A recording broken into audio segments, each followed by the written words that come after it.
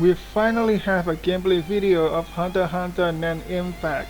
CAG Osaka, a professional gaming team based in Osaka, Japan, has just released a 13-minute gameplay video of Hunter x Hunter Nen Impact to generate hype and excitement ahead of the game's playable debut in EVO Japan 2024. This is the first gameplay footage that we have about the game, and it gives me ultimate Marvel vs. 3 vibes, which is obvious because the developer is also the studio behind Marvel 3. Starting from how the match starts, with the camera zooming into one team before panning to the other, it's really similar to Marvel 3. The gameplay part is also similar to Marvel 3, where you can call on an assist character to help you in the fight, or just simply tank out to the other character. When a fighter is defeated, the next character just jumps in and replaces the one that's just down. Again, this makes it more similar to Marvel 3 than to Dragon Ball FighterZ, because in Dragon Ball FighterZ, there's a short cinematic scene when the next fighter enters the match and the fight returns to Netero. The next thing I want to talk about is the overgear mechanic.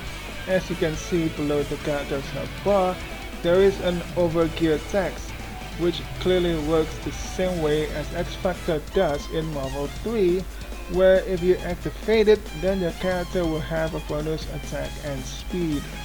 I also assume that the less character you have left in your team, the stronger the overgear effect becomes. Again, just like Marvel 3. Judging from the character select screen, we're gonna have 16 characters at launch. I'm sure we're gonna get more characters as DLCs later down the game's lifetime. For now, we have Gon, Killua, Hisoka, Kurapika, Leorio, and Netero. Personally, I think we need more characters revealed, because I'm not sure how varied the gameplay could be with only 6 characters in the 3 vs 3 game. If I have to make a prediction, I want more Phantom Troop members as a DLC character, like Vogin, Nobunaga, Phaeton, Machi, or Shizuku. We might even have Illumi as one of the characters too. Another character that might make it into the fray is Biscuit, since she will attract people who love smarter character archetype, even though she is actually old and strong. Personally, I would like it if Komugi joins the roster as a puppet character with Meruem as a puppet. Why not add Meruem directly? Because he'd be too strong in power level compared to other characters. Alright, now that I have talked about the gameplay and the character roster, it's time for me to address the elephant in the room: graphics.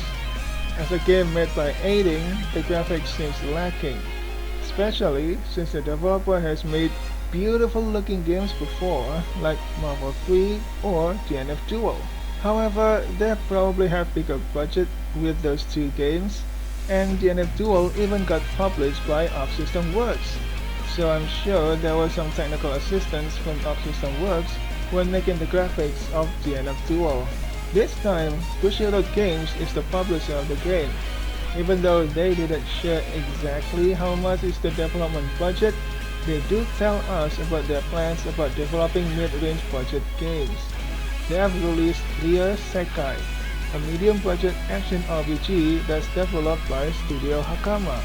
The game's reception isn't very good, with many players complaining that the story lacks depth, the gameplay balance between weapons are bad, and the game's price and the regular pricing also raises concerns.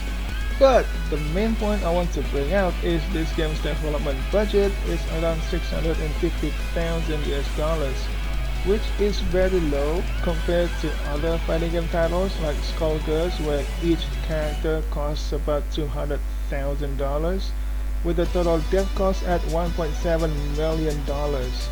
Don't get me started on Project L, that obviously have a big budget from a studio as big as Riot Games.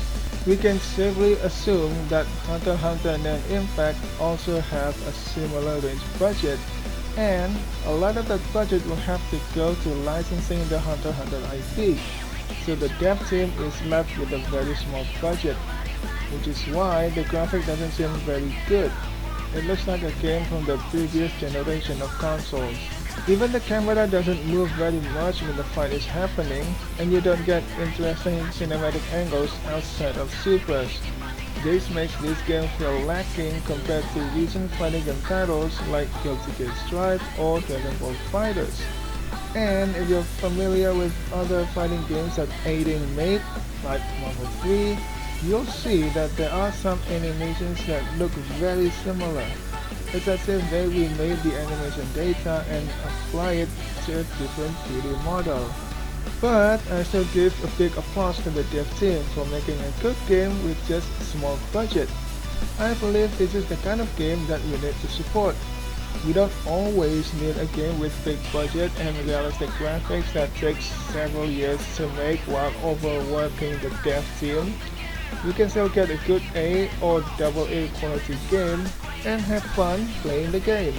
Personally, I can see myself spending more time in this game than other recent fighting games.